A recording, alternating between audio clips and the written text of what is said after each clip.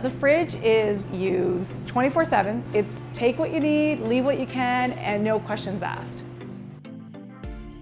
If it fills, everything will be empty within an hour. So there's that much need. It literally has blown my mind how much food goes into that and comes back out.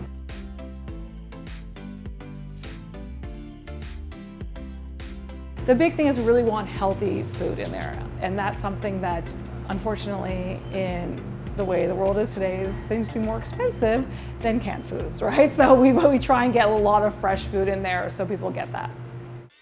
You got it? My husband and I have been really trying to get my kids involved in like some soup kitchens or like Thanksgiving dinners and whatnot, and a lot of shelters and places won't allow kids. However, this popped up, our fridge and pantry, like great, our kids can be involved, they can help. So whenever, we cook at home, we'll try and every so often make some extra like Indian food, label it. The kids are responsible for like dishing it out, labeling it with me, bringing it over, putting it into the fridge.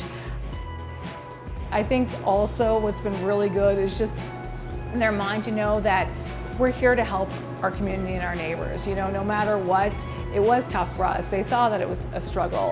My husband and I were very stressed out last year, but regardless, we're here to help others as well. It definitely is for the community. It's not for us to judge or pick who gets to use it, who needs it. We do not know anyone's needs. I had someone who, at one point, she was picking up her kids from the school next door, and she came over and there was meals inside. She pulled them, and then she put a couple of her own things in, and then she said to me, she goes, you know what? I work 2 jobs.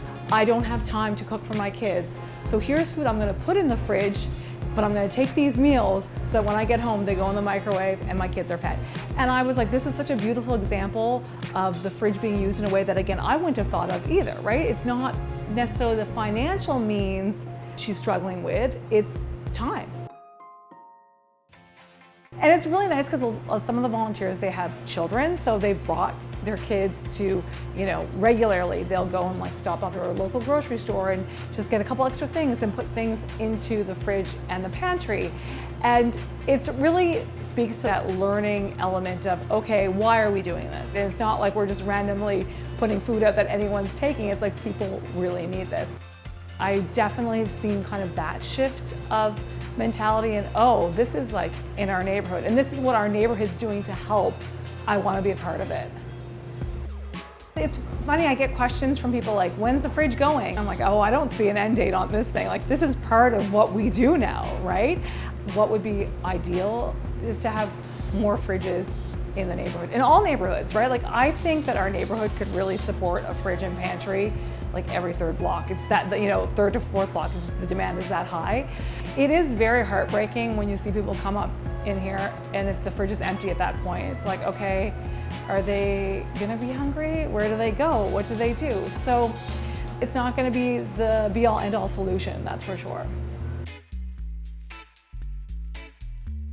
At the end of the day, goodness prevails, like as cheesy as that sounds. There's people want to help people, and if you give them an outlet to do that, why can't we do all of this great work that we want for our community right here in front of the restaurant? And that's what the fridge was.